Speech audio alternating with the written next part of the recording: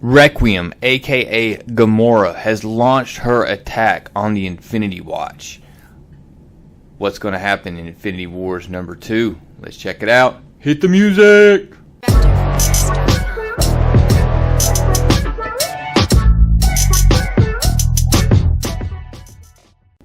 So as we start Infinity War 2, we start with Thanos and Gamora as a child. And Thanos is walking across a battlefield. He's killing the individuals that are wounded or everything. He's having a conversation with Gamora about, Gamora's asking him why he does this. And you've got to remember, this is post Thanos Wins storyline by Donny Cates. If you haven't checked that out, it's very important to what happens here, because it's starting to become clear that Thanos knows what he's doing in this with Gamora, with Requiem, and ultimately with his him being killed and accepting death. So, anyways, he's talking to Gamora and explaining, and he's explaining it, but she's asking the questions, and she finally asks, but someone out there will try to stop you, and they'll win. And he just kind of solemnly says, I know, and you're right. And that somewhere out there in the universe, somebody's being molded with that special fate to kill me, as he looks down on her. As she's actually, I didn't notice in the art before, but she's actually standing on this big dead brute.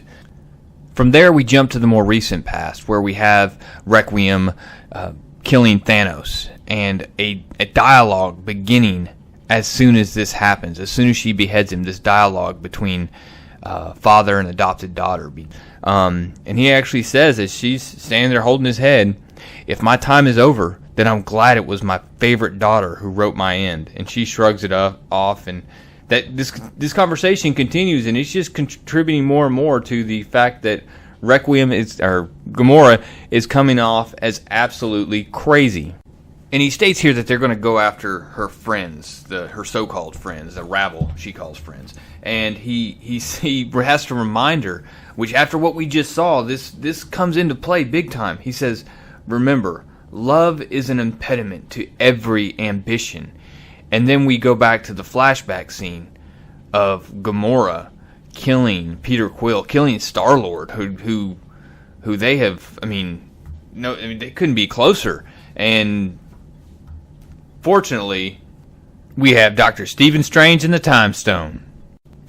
So Dr. Strange comes in after freezing time, scoops up Peter Quill, lifting with his knees, of course, and taking him off to the side, rolling back time a little bit and healing his injuries. And Peter Quill is he is shocked. He can't believe what just happened.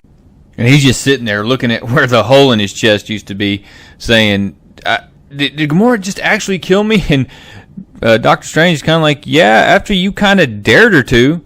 And but Doctor Strange puts everything back together again, dumps the blood back in, 'cause you can't just have that stuff floating out there. That's a biohazard. But Doctor Strange can't stick around for long, because the immediate area around him, the situation is just deteriorating, and the battle's raging on. You have Groot and Sandman, and it's just going down. It's a brawl, and Groot takes a shot and is falling backwards, about to land on Turk, and Doctor Strange just says, hey, step into my office, pops up in a portal, and pulls Turk in there with him. Now, to summarize a couple pages of dialogue, I'm just going to break it down for you guys. The Turk still doesn't want to give up the Mind Stone. However, Doctor Strange convinces him, like, look, man, this isn't a game anymore. Turk goes into, look, I've made my money. You're right. He's basically played it on Wall Street. He has set himself up financially, even after without the Mind Stone, to take the role of the Kingpin. He has the money. He has the capability, the capital to run that crime organization in that industry. Delandra pops in, grabs him. Doctor Strange kicks him out, says, hey, out, you evil foul beast. And Turk finally says, you know what? Yep, I'm handing it over. Here you go. But under one condition, you owe me a favor. And Doctor Strange rolls his eyes and said, yeah, if we both live I owe you one. As soon as Doctor Strange has the Mind Stone, he teleports Turk out to a building away from the battle, and Turk instantly is like, man, what if I sold low? He's instantly got this seller's remorse and missing the stone, and then his building gets blasted, and you get Rocket standing here, and Rocket is just having a freaking blast in this battle, especially when he finds out what Spot can do and what Spot's ability is. And he is shooting into Spot, and bullets are just spraying everywhere, and he is just laughing. And you can just hear him on the page as far as the Guardians of the Galaxy, the movie's voice, saying, look at the hilarious power! Ah! I shoot in one spot, it comes out the rest! Ah! I should probably go ahead and apologize for that, but hope you enjoyed it. While all this is going on with Rocket, you have Gamora and Drax talking, and she is just saying, look, open up the Soul Stone, hand it over, and this can end. Look how much damage you've already caused. And then Drax is like, look, I saw the horror within it when I touched it. There is something wrong with it, and trying to convince her, and finally he's had enough. Drax just says, put it down, and Gamora just straight up slices him, said, you will do nothing. And I mean, Drax, one of her best friends, is sitting there bent over, and then Thanos pops in her head and says, hey, why don't you go ahead and put him out of his misery? His sole job, his sole purpose in life was to kill me, and that job is done. And she starts freaking out. She, shut up, there is no we, you're dead. She starts swinging the sword, and I mean, she's looking a little bit crazy. And the Guardians are just sitting there, just Groot is confused, and StarLord's just, look, this has to be him. This has to be Thanos. And from here, things just get nuts. Gamora's going off. Adam Warlock is, look, I gotta go. I gotta get the Soul Stone as far away from her as possible. Gamora's like, you're not going anywhere. And then suddenly, whap! You get Mjolnir, you get Cap Shield, putting Gamora on her back, and you get one of these moments.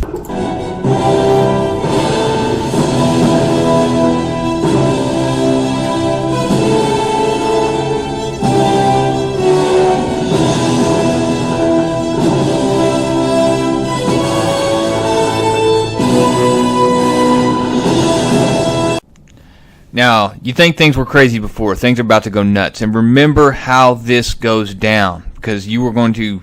You got to go back and blame somebody at the end of this. So, watch this. Alright. Captain Marvel very clearly says, look, I owe her one.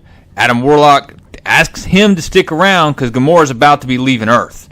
And Cap says, you do owe her one. And Captain Marvel goes. Hits Gamora right in the chest, takes her up in the air, telling her to drop the sword. You can either drop it now or you can drop it when you pass out. Peter Quill's like, hey Cap, we could talk to her, we could talk her down. Captain America's clear, we've already tried that. And Captain Marvel comes back down. Gamora's passed out. She says, hey, she couldn't hold her breath forever. Everybody's kind of, hey, this is cool. Doctor Strange is going to restrain Gamora, uses crimson bands of Kaitorak, and then everybody's standing around, kind of watching what's going on. Captain Marvel appears to still have the Reality Stone there. She pulls it out of her pocket there. Captain America's like, something's wrong, and suddenly, somehow, Captain America realizes Gamora has the Reality Stone.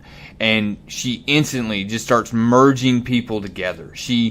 Within seconds, Doctor Strange and Captain America are down. Iron Man is kicked across the freaking world or whatever.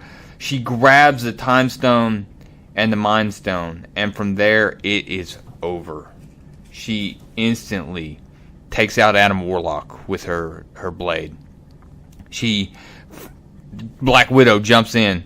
Rather than jumping out and running, preventing her from getting all the stones, she tries to attack, and when she does, time is froze.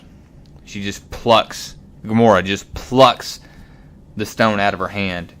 She looks at Peter Quill and apologizes, and then looks over at the Soul Stone on the ground and hesitates.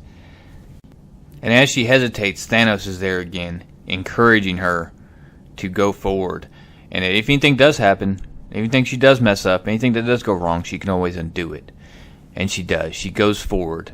And after months of plotting, she picks up the Soul Stone and she opens it. And her soul steps out. And she instantly asks, everyone's saying this was the design of Thanos. And she replies to herself, that is an old story, but it is not ours. Finally, we are whole. And then as she becomes one, suddenly she reveals that that wasn't the hard part. The hard part is she has to rebalance the Soul Stone. And to do that, Devondra, the Soul Eater, must feed.